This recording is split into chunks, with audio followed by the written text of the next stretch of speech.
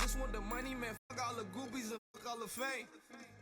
I just want the house, the flash, for Billy, the diamond gold chain.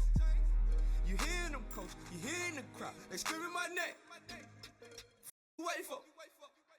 Put me in the game. Put me in the game. Put me in the game. Put me in the game. Put me in the game. Put me in the game. I won't let you. Hey, what's going on? Thanks for tuning in to Respect the Hustle podcast. Make sure you subscribe. Thanks for everybody that likes, send those thumbs ups and comments, the comments that you comment. But the main thing I care about is for you to subscribe. So make sure you click the subscribe button, then click the bell, the notification that you're seeing at the beginning of the video. You know what to do. Thank you for tuning in to Respect the Hustle podcast. Got a quick episode today. We're going to touch on a lot of sports quickly. Then we're going to end the episode with a hint of talking about some music today. All right. So, first and foremost, WNBA.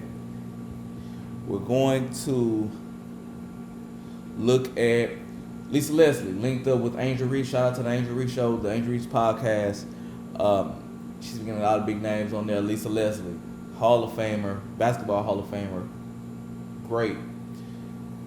Recently did an interview, and here it goes.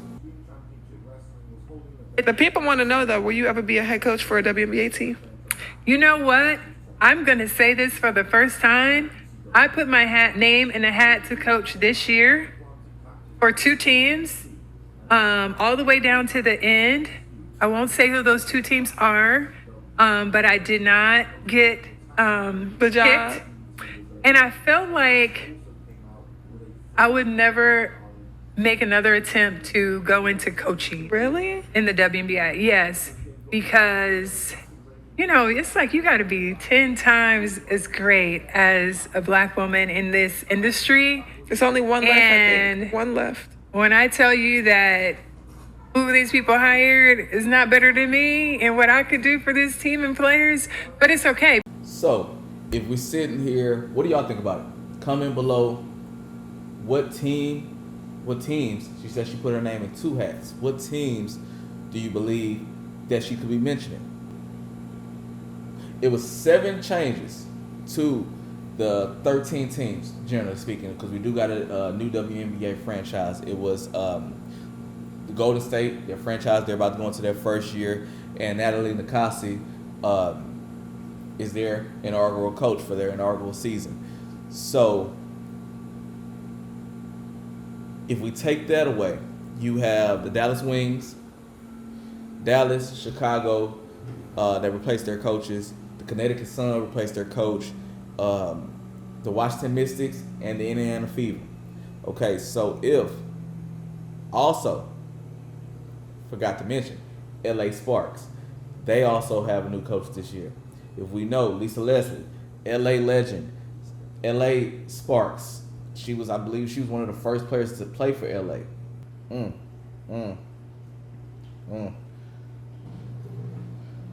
We heard what Lisa said to necessarily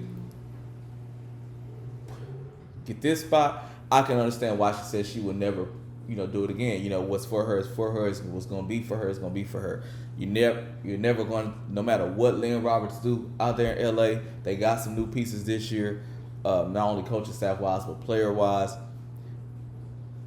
you're still not going to be as popular as Lisa Leslie. You're still not going to do more for LA than Lisa Leslie has. And that's just what it is. But then it makes me curious about the other teams. Now, I don't believe the inaugural season she possibly could have put a name in the hat for for Golden State, but they did make the announcement kind of early. But you still had the Connecticut Sun, Dallas. Honestly, they probably only let her in the door because of her name. But, I mean, you cannot tell me that she could not have turned the franchise around. I know she could have. So it just sucks in the aspect that she said she's never going to pop out there again. Kind of serious conversations that actually were with her due to the fact that no one ever heard about it. If she was repeatedly going to the Sparks building or their talks of or communication, or just it got out, everyone would have used that name as, Lisa Leslie is a coaching candidate. But with the fact that it never came out, I don't know how serious any of those teams were to getting better. But now we got 13 WNBA teams. We'll see what happens this upcoming season. Staying on women's basketball side, but we're going to drop down a level to the NCAA. Shout out to USC Women Trojans, the Fighting Trojans, and Juju. Okay, Juju and the Trojans. Okay, they had the upset last night, defeating the previously undefeated UCLA. We know that's a rivalry game. UCLA, they've been rolling, and I mean, I watched a little bit of the game, and it's needless to say. I mean, it was Juju's show. She's the first athlete for men's or women's basketball to have in the past 20 years to have 38-5-5, to record 38-5-5 in Division I basketball. Finished the game with a double-double, had 11 rebounds. I mean, she was pushing the ball, as we can see. I mean, last night was her night on. For me, it just sucks that you can't necessarily, we got to wait this season plus another season, and potentially another season to perhaps see her, against the pros, because she is a pro now. She's pro ready. So I hope they do look at that in the future to perhaps change women, the eligibility for those athletes that's ready. I know they don't want the game just too saturated. They want a more pro ready product in the W. But for those few athletes, and now they're coming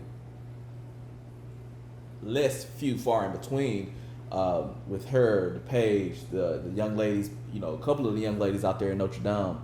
I said Notre Dame. I always say Notre Dame. I don't know why I just said Notre Dame now. But because I already said, we got Paige, we got, Flage, we got, I like Pau for LSU. It's a lot of new faces that's killing in NCAA women's basketball, but we're kind of restricted now from seeing them for so long. So I mean, we're gonna. I know it's gonna change up a little bit in the the next few years, and it should, because once again we got a lot more athletes now that's pro ready. Staying in NCAA, let's try to make this transition smooth today. Staying in NCAA. Travis Hunter has announced he will go into the combine, to the NFL scouting combine as a cornerback. I believe he fits into the mix as a receiver, because there are a lot of top receivers that's coming out, and I say a lot.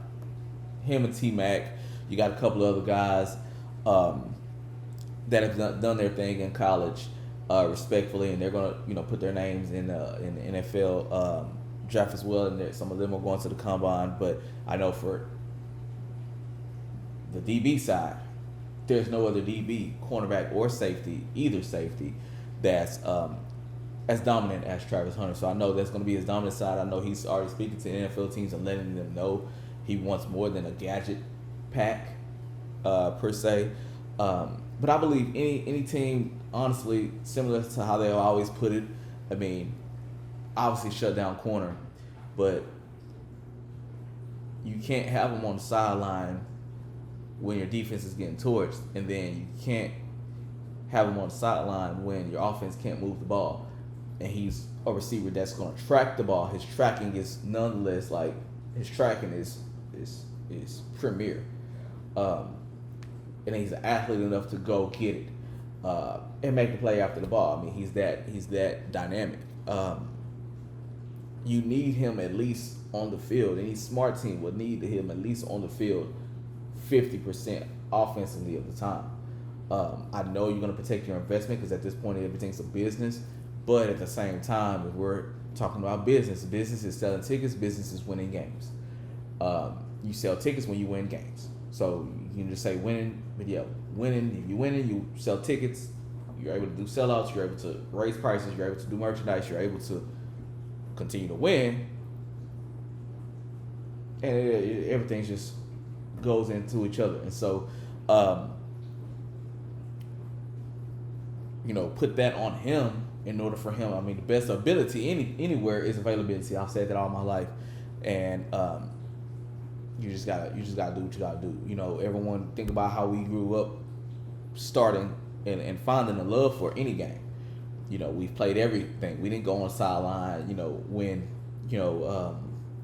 didn't go on the sideline when the other side was on the ball. Like, we had the ball, we continued to play both sides of the ball. It wasn't until getting into high school. I know some middle schools, they do it, but going to high school, that's when they kind of put you on one side, unless if you're a small town or you just, able to do it, you're able to play both sides of the ball. Call it Ironman football, whatever the case is. But in college, I know people tend to get away from it. You stay on one side, but he was able to find a coach that allowed him to do both. He did both on a dynamic level. The NBA have stated that they have scrapped the Steph and Sabrina Ionescu 3-point rematch for the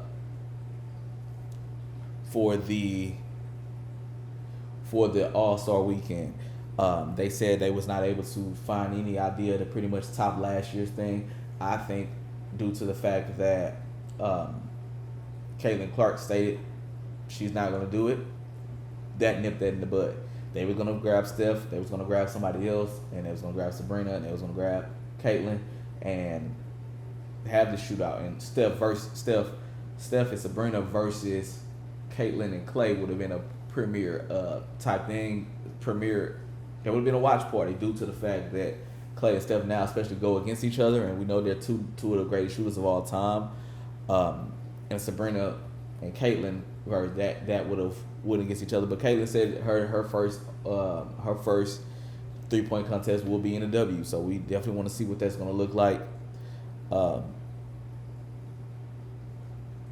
Potentially one day whenever she does do it. But I think that's the reason why, 95% sure that's the reason why they scrapped it, because they just, and nobody else is as polarizing as that tandem that could have pulled it off. The NFL, New York Jets have announced, and I'm sorry because we talked about this previously, Aaron Rodgers is done in New York. Not surprised by that. I never thought it was going to work in the first place. We know what last year was. It was done. This year, his overall games, starting, he's 5-18 in games he started. Even if you include the I think it was the first play of the game last year, the 2023 season. But it just never turned around for him. And with him trying to dictate things in New York, it's not going to work. I don't know if necessarily he's going to retire going out like this, but he's not going to retire holding up a trophy. I can tell you that much.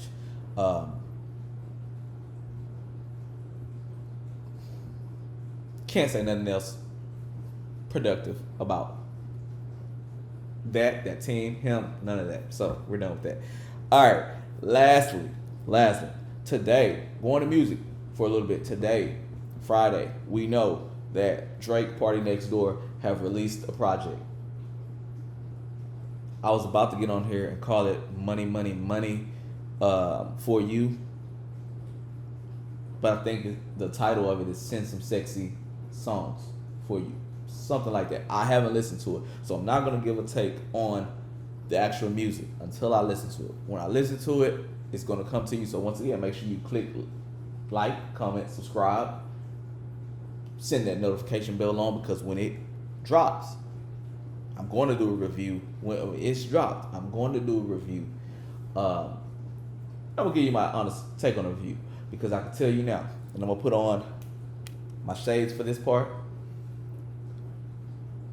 Shout out to Say What Program. Shout out to Say What Program, Tobacco Free Shades. But all of these streamers are capped. I'm going to say it again. Now, I've called myself a streamer before. Once the minute you stream, you're a streamer. Got it. You know who I'm talking about, though. No need to say names. But for these same people that have gotten on here and bobbing their heads to the stuff. Now, I did a review video before. I've listened to GNX. I'm still listening to GNX. Okay, people are trying to these same people that talked about negatively about the Super Bowl. I love the Super Bowl halftime show. Are the same people bobbing their head unnecessarily, trying to grab some content, trying to be. No, when you hear my take, when you hear my opinion, it's gonna be raw and uncut. I haven't even listened to the song, the most popular, but I heard it's a Beef Love song. And you bobbing your head and drinking wine to that? Stop the cap. Stop the cap. So, I'm going to listen to it, give my honest take. Never listen, I can't tell you one Party Next Door song. Can't. Prior to the album dropping, I heard people saying he's going back to his old Drake. We're going to see. But anybody doing this extra stuff that they don't need to be doing is capping. And I'm going to call you out on it. I stay positive. So no need to say names. No need to drag anything along. You're going to see my review video.